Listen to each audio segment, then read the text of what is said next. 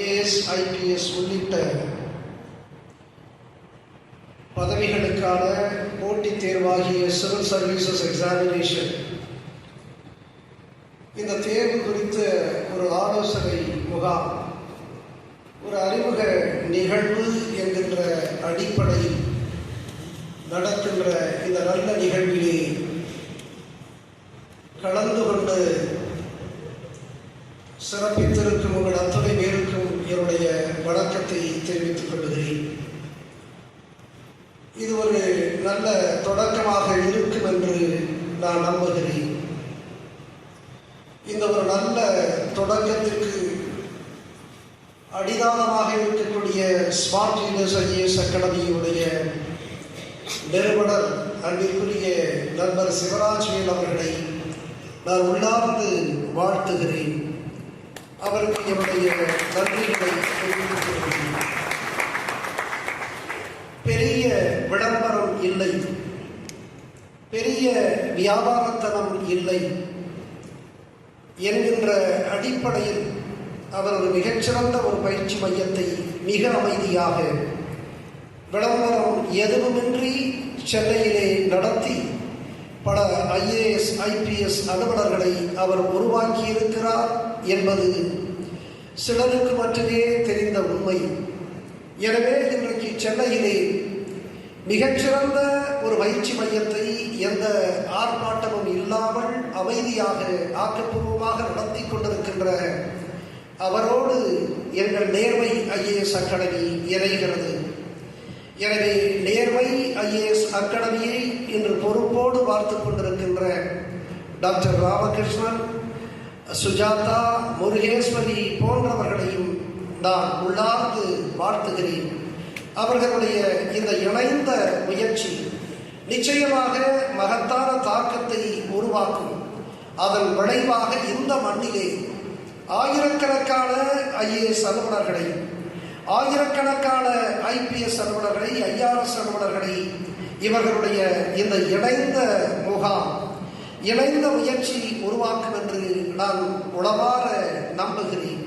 அந்த வகையில் எதிர்கால எம்முடைய நாட்டினுடைய நம்பிக்கை நட்சத்திரங்களாக இருக்கக்கூடிய மாணவர்களை இந்த முகாமிலே கலந்து கொண்டு நாமும் போட்டித் தேர்வை எழுதுவோம், நாளைய IAS அலுவலராக, IPS அலுவலராக நாமும் மாறுவோம் என்ற மாறாத நம்பிக்கை கொண்டு இங்கே வந்திருக்கக்கூடிய இந்த மாணவ செல்வங்களை நான் உள்ளார்ந்து வாழ்த்துகிறேன். நிச்சயமாக உங்களால் வெற்றி கொடியை நாட்ட முடியும் என்று நானும் நம்புகிறேன். நீங்களும் நம்ப வேண்டும் என்று நான் ஆசைப்படுகிறேன். எனவே இந்த உன்னதமான நிகழ்வு நிச்சயமாக மிகச் சரியான ஒரு தாக்கத்தை ஏற்படுத்தும் என்று நம்புகிறேன். நம்பிக்கைதான் நம்முடைய வாழ்க்கையினுடைய தொடக்கம். நம்பிக்கைதான் எத்தகைய இமாலய வெற்றியினுடைய புள்ளியாக இருக்கிறது என்பதை நாம் அறிய வேண்டும். அன்பிற்குரிய மாணவ செல்வங்களே, நான் இந்த மாவட்டத்தில் 2011-12 11 மாத காலம் இந்த மாவட்டத்தினுடைய ஆட்சியராக நான் இருந்தேன், கலெக்டராக இருந்தேன். அன்றைக்கு இது போன்ற ஒரு முக்கிய மாவட்டங்களிலே, ஒரு பெரிய மாவட்டங்களிலே, மரபு வழியான பாரம்பரிய பெருமை மிகுந்த ஒரு மாவட்டத்தில் எவை போன்ற கலெக்டர்களை எல்லாம் அரசு மாவட்ட ஆட்சித்தலைவராக நியமிக்காது, மாறாக அன்றைக்கு என்னை இந்த மாவட்டத்தினுடைய கலெக்டராக நியமனம் செய்தது தமிழ்நாடு அரசு அல்ல, அது இந்திய தேர்தல் ஆணையம் என்பதை நாம் புரிந்து கொள்ள வேண்டும்.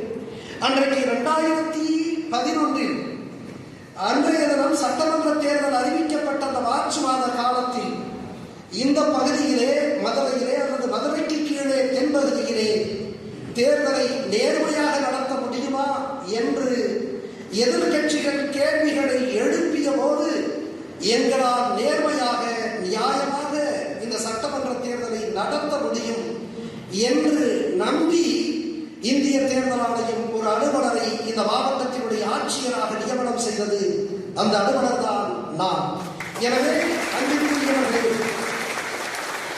இந்திய தேர்தல் ஆணையத்தினுடைய நம்பிக்கையை பெற்ற நான் ஒரு சாதாரண புதுக்கோட்டை மாவட்டத்திலே ஒரு குக்கிராமத்தில் ஒரு எளிய விவசாயிகளுடைய மகனாக பிறந்தவன்.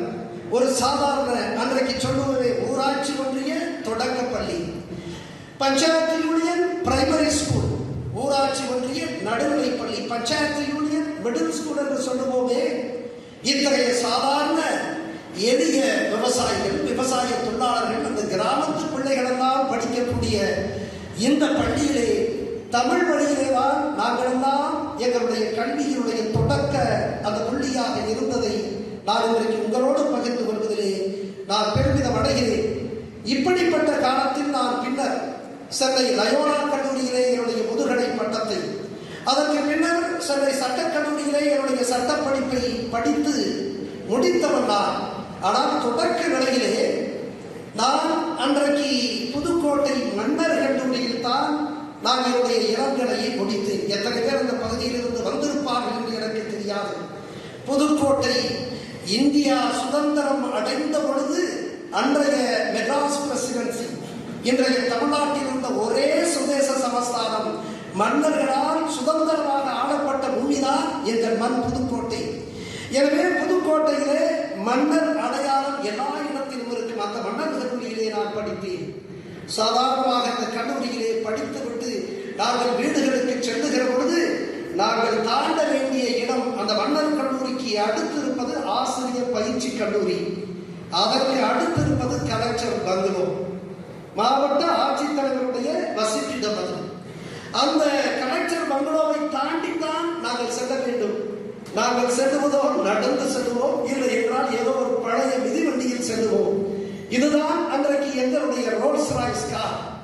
எனவே அந்த மிதிவண்டியிலே செல்லுகிற பொழுதோ நடந்து அந்த கலெக்டர் பங்களோவை கடந்து செல்லுகிற பொழுது நான் என்னை அறியாமலே என்னுடைய நண்பர்கள், என் வகுப்பு தோழர்கள் கார்த்திக், ராஜேந்திரனை பார்த்து நான் சொல்லுவேன், அந்த கலெக்டர் பங்களோவிலே பெயர் பலகை இருக்கும், கற்பூர சுந்தரபாண்டியன் IAS மாவட்ட ஆட்சித்தலைவர், காசிராஜன் IAS மாவட்ட ஆட்சித்தலைவர் என்று அந்த பங்களோவிலே அந்த பெயர் பலகை இருக்கிறது, போர்டு இருக்கிறது, நேம் போர்டு இருக்கும்.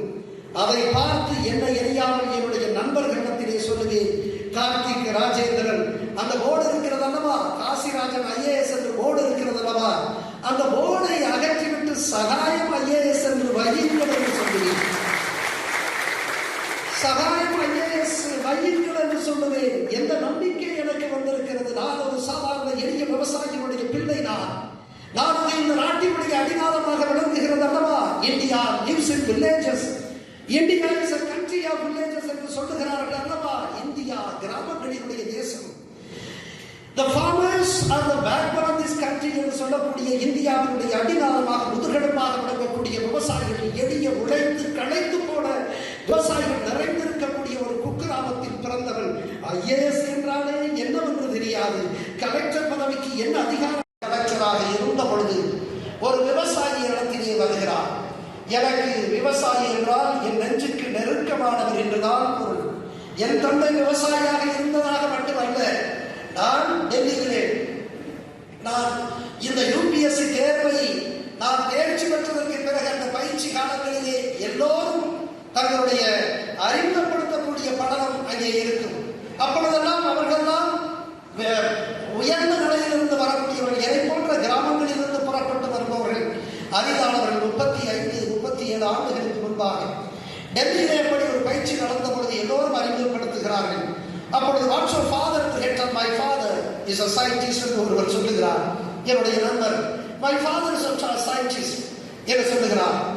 My father is an advocate என்று சொல்லுகிறார் இன்னொருவர். My father is working as a senior bureaucrat working with the government of India என்று சொல்லுகிறார்.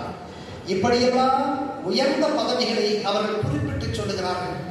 என்னுடைய இது வந்த பொழுது நான் கொஞ்சம் கூட கர்வம் குறையாமல், பெருமை குறையாமல், ஒரு பெருமிதத்தோடு அவர்கள் அப்படி சொன்னார்கள் அல்லவா. My father is an advocate, my father is a scientist, my father is a senior bureaucrat working with the government of India என்று சொன்னதை போல அதற்கு பல மடங்கு பெருமிதத்தோடு I am a proud son of a proud farmer who is feeding you all என்று நான் சொன்னேன். பெருமை மிகுந்த உங்களுக்கெல்லாம் உணவிட்டு உயிர் வாழ்வதற்கு காரணமான பெருமை மிகுந்த ஒரு விவசாயியுடைய பெருமை மிகுந்த பிள்ளை என்று சொன்னேன். அன்பிற்குரியவர்களே, எனவே இந்த மாவட்டத்தில் நான் ஆட்சியராக இருந்த பொழுது ஒரு எளிய விவசாயி இடத்திலே ஒரு மனுவை கொடுக்க வருகிறார். அந்த மனுவிலே பார்த்தால் அந்த மனுவிலே என்ன இருக்கிறது என்று பார்த்தால், ஒரு ஒரு பெரிய ஆளுமை, ஒரு வலிமை வாய்ந்த ஒரு அரசியல்வாதி. அவர் ஒன்றிய அமைச்சராக இருக்கிறார். ஒன்றிய அமைச்சர் என்றால் union cabinet minister shall be treated on par with the CM of a state. அன்பிற்குரியவர்களே, ஒன்றியத்தினுடைய கேபினட் அமைச்சர் என்பவர் ஒரு மாநிலத்தினுடைய முதலமைச்சருக்கு இணையானவர் என்பதை உங்களுக்கு தெரியும் என்று நான் நம்புகிறேன். அப்படிப்பட்டவர் அவருக்கு எதிராக அவர் குற்றச்சாட்டை வைக்கிறார். அவருக்கு எதிராக குற்றச்சாட்டை வைக்கிறார். அந்த குற்றச்சாட்டு என்னவென்று சொன்னால், இந்த இவர் வைத்திருந்த விவசாய நிலங்களிலே இந்த பெரிய ஆளுமை இந்த நிலங்களை எல்லாம் வாங்கி அவர் ஒரு கல்லூரியை கட்டியதாகவும், அந்த கல்லூரியை கட்டிவிட்டு இங்கே வாய்க்கால், அந்த தண்ணி போகக்கூடிய வாய்க்காலெல்லாம் அவர் அழித்து விட்டதாக பற்றி சொன்னார். ஒரு பக்கம் ஒரு மாபெரும் அரசியல் ஆளுமை, வல்லமை மிகுந்த யூனியன் கேபினட் மினிஸ்டர், இன்னொரு பக்கம் ஒரு எளிய விவசாயி, இந்த நாட்டினுடைய முதுகெலும்பு என்று பொய் சொல்லியே முதுகெலும்பு முறிந்து போன என் நாட்டினுடைய விவசாயி. அப்பொழுது நான் பார்க்கிறேன், ஆக ஒரு பக்கம் யூனியன் கேபினட் மினிஸ்டர், இன்னொரு பக்கம் ஒரு எளிய விவசாயி. இந்த மனுவிலே அவருக்கு அந்த யூனியன் கேபினட் மினிஸ்டருக்கு எதிராக குற்றச்சாட்டுகள் இங்கே இருக்கின்றன. அப்பொழுது நான் என்ன செய்ய வேண்டும்? விசாரிக்க வேண்டும். அப்பொழுது நான் ஒரு கலெக்டர் தான். அவருடைய அரசியல் ஆளுமைகளோடு ஒப்பிடுகிற பொழுது, அவருடைய அதிகார வல்லமைக்கு ஒப்பிடுகிற பொழுது கலெக்டர் இவருடைய நிர்வாகத்திற்கு கட்டுப்பட்டவர். ஆனால் நாளைக்கு என்னுடைய அலுவலருக்கு என்ன உத்தரவிடுகிறேன் தெரியுமா? Please issue summon and the person against whom the allegations were leveled, and he is directed to appear before me and explain why action should not be taken against him. நான் அப்படி சொல்லுகிறேன், இங்கே அவருக்கு எதிராக சம்மனை இஷ்யூ பண்ண சொல்லி நான் உத்தரவிடுகிறேன். என்னுடைய அலுவலர்கள் பயப்படுகிறார்கள். ஏன் பயப்படுகிறார்கள்? அவரோ மத்திய அமைச்சர். அவருக்கு எதிரான சம்மனை நீதிமன்றத்தில் சம்மன் வழங்குவது என்பது வேறு. ஆனால் ஒரு கலெக்டர் நிர்வாகத்திலே, அந்த அடுக்குகளிலே கீழே வரக்கூடிய ஒரு கலெக்டர் சம்மன் வழங்குவது என்பது அபூர்வம். எனவே அவர் பயப்படுகிறார். நான் சொன்னேன், இந்த நாட்டில் ஒரு ஒன்றிய அமைச்சரோ முதலமைச்சரோ எவ்வளவு பெரிய ஆளாக இருந்தாலும் கலெக்டருடைய அதிகாரத்திற்கு முன்பாக எல்லோரும் சமம். எனவே இந்த சம்மனை உடனடியாக வழங்குங்கள் என்று நான் இன்றைக்கு சொன்னேன். எத்தனை பேர் பேப்பர் படித்தவர்களுக்கு, நியூஸ் பேப்பர் படித்தவர்களுக்கு, மதுரையில் இருந்தவர்களுக்கு அந்த கதை தெரியும். எதற்காக குறிப்பிடுகிறேன் என்று சொன்னால், இந்த அதிகாரத்தை நான் வெள்ளைக்காரன் கொடுத்த அந்த சட்டத்திலிருந்து நான் பயன்படுத்துகிறேன். எனவே கலெக்டர் பதவி என்பது அவ்வளவு வல்லமை மிகுந்த பதவி. அத்தகைய பதவிகளிலே உங்களை எல்லாம் வைத்து பார்க்க ஆசைப்பட்டுத்தான் நான் 2012 நான் இந்த மண்ணிலே மதுரை மாவட்டத்தில் நேர்மை ஐஏஎஸ் அகாடமியை நான் தொடர்ந்து நடத்தி வருகிறேன். இடர்கள் வந்தபோதும் தொடர்ந்து நாங்கள் நடத்துகிறோம். நிதி பிரச்சனை வந்தபோதும் நாங்கள் தொடர்ந்து நடத்துகிறோம். எங்களுக்கு வணிக நோக்கம் அல்ல, எங்களுக்கு விளம்பர நோக்கமோ வியாபார நோக்கமோ எங்களுக்கு துளி கூட கிடையாது.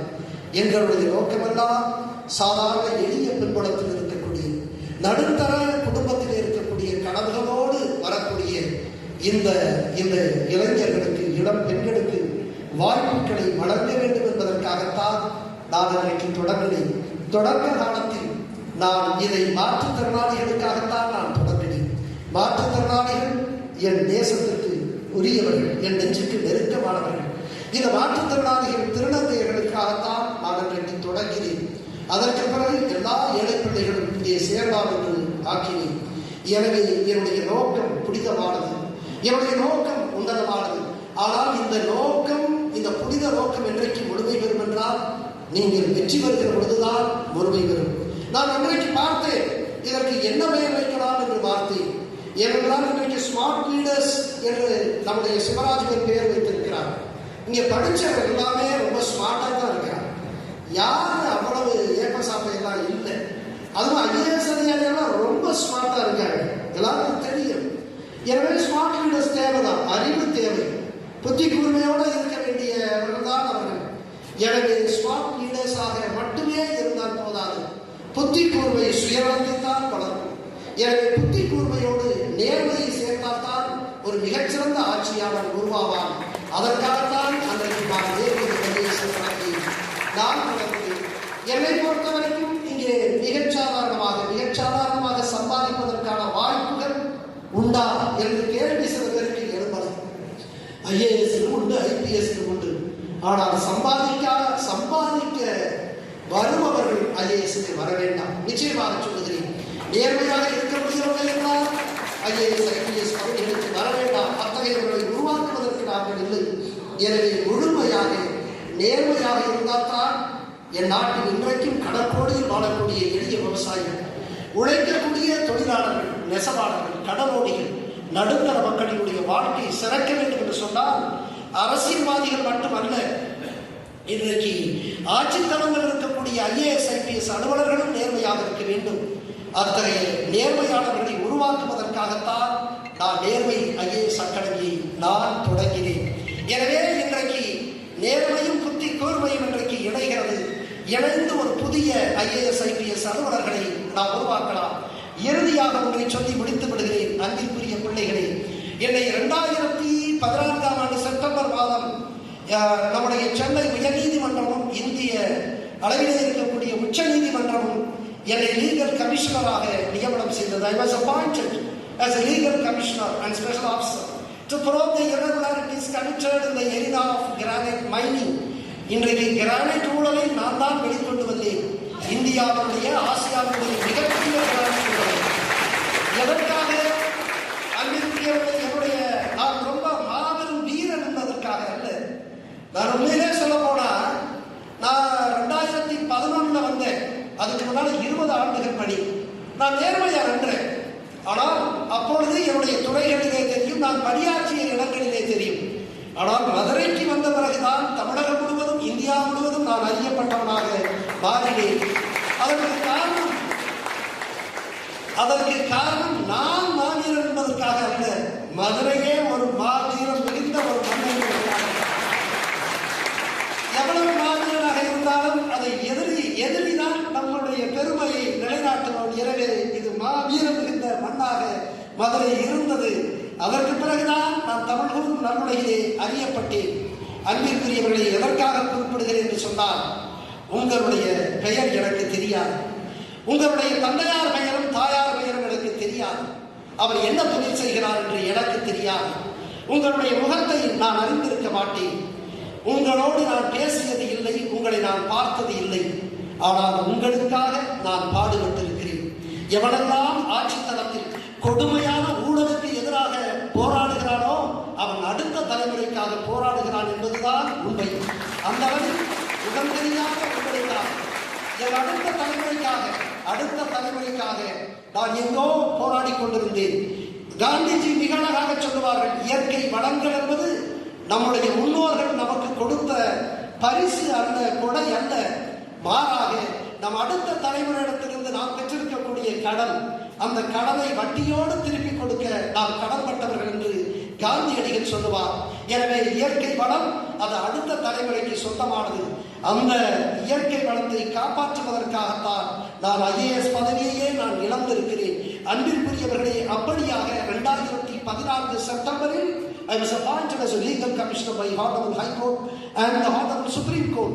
அன்றைக்கு நியமிக்கப்பட்டதற்கு பிறகு நான் இங்கே பல்வேறு தடைகளை தாண்டி 11 மாத காலம் நான் அந்த விசாரணையை நடத்தி, ஆய்வுகளை செய்து, கோப்புகளை பார்த்து, அறிக்கைகளை தயாரித்து 1,11,000 கோடி இழப்பு என்று அன்றைக்கு நான் அரசு உயர்நீதிமன்றத்திற்கு அறிக்கை அளித்தேன். அப்படி அறிக்கையை தயாரித்துக் கொண்டிருந்த நேரத்தில், நான் இன்னொரு 15 நாளில் அந்த அறிக்கையை கொடுத்து விடுவேன் என்கின்ற நேரத்தில் ஒருவர் இடத்திலே வந்தார். ஒருவர் இடத்திலே வந்து எனக்கு வேண்டிய, குடும்பத்திற்கு வேண்டியவர், என்னுடைய அக்காவை போல இருக்கக்கூடிய எனக்கு குடும்பத்திற்கு நெருக்கமானவர் ஒருவர் வந்து ஒரு நாள் வந்து ஒரு அச்சத்தோடு இடத்திலே தொலைபேசியிலே பேசுகிறார். தம்பி, உங்களோட அவசரமா பார்க்கணும் அப்படிங்க. நான் எதுக்காக அக்கா அப்படிங்கிறேன். இல்லை, அவசரமா பார்க்கணும். அப்ப வர சொன்னா ஒண்ணுமே இல்லை. அவங்க எனக்கு ஒரு நெருக்கமான ஒரு உறவினர் போன்று இருக்கக்கூடிய ஒரு குடும்பம். அவரிடத்திலே அவர்களுடைய உறவினரை விட்டு எனக்கு லஞ்சம் கொடுப்பதற்காக முயற்சி செய்த அந்த செய்தியை சொல்வதற்காக வந்தார். லஞ்சம் உடனே பதட்டப்பட்டு சொல்கிறார், தம்பி உங்களுக்கு லஞ்சம் கொடுக்கிறேன்னு சொன்னா எனக்கு கோபம் வந்துருச்சு. கோபப்படாதீங்கக்கா, உலகமே அப்படித்தானே இருக்கு, இதுல என்ன கோபப்படுறதுக்கு இருக்கு? கோபப்படாது. இல்லை தம்பி, உங்களுக்கு லஞ்சம் கொடுக்கிறேன்னு சொன்னாங்க. பரவாயில்ல சொல்லுங்க. நான் கேட்டேன், எவ்வளவு லஞ்சம் கொடுக்கிறாங்க? நம்மளும் கேட்டு பார்ப்போம்ல, எவ்வளோ தான் சும்மா இருக்கிறது. நான் 25 வருஷம் ஆச்சு, ஒரு பைசா வாங்கினதில்லை. நான் ஒரு சாதாரண விவசாயிகளுடைய பிள்ளை தானே, அப்படித்தானே எடுத்துக்கிறான். எவன்டா வாங்கல, எந்த சாதிக்காரன்டா வாங்கல, இப்படித்தானே இருக்கிறேன். நம்ம சாதிக்காரன் வாங்கிட்டு போறேன், நம்ம ஊருக்காரன் வாங்கிட்டு போறான்னு நினைக்கிறது. நான் எவ்வளவுக்கா லஞ்சம் கொடுக்கிறேன்னு சொன்னாங்க அப்படின்னு கேட்டேன். அவங்க அந்த தொகையை சொன்னாங்க. அன்பிற்குரியவர்களே, எவ்வளவு இருக்குன்னு சொல்லுங்க. ஒரு 2 லட்சம், ஒரு 20 லட்சம், அல்லது 2 கோடி இருக்குமா? சொல்லுங்க சார், சொல்லிட்டு போங்க சார் அப்படின்னு நினைக்கிறார். அன்பிற்குரியவர்களே, எனக்கு லஞ்சம் கொடுப்பதாக சொல்லப்பட்ட தொகை 200 கோடி ரூபாய் அன்றைக்கு சொன்னார்கள். நான் அவர்களை பார்த்து, ஜானகி அக்கா என்று புற்றுநோயால் போன ஆண்டு போனவர் தான் அவர் சொன்ன என்னுடைய அக்கா. அவரை பார்த்து நான் புன்னகைத்தேன். 200 கோடி ரூபாய் புன்னகைத்தேன், அவரை புன்னகைத்தேன். என் புன்னகைக்கு பொருள் என்ன தெரியுமா? அன்பிற்குரியவர்களே, இந்த பிரபஞ்சத்தையே எனக்கு அளித்தாலும் என்னுடைய நேர்மையை ஒரு காலம் வாங்க முடியும். அன்பிற்குரியவர்களே, இன்னொரு பொருள் என்ன தெரியுமா?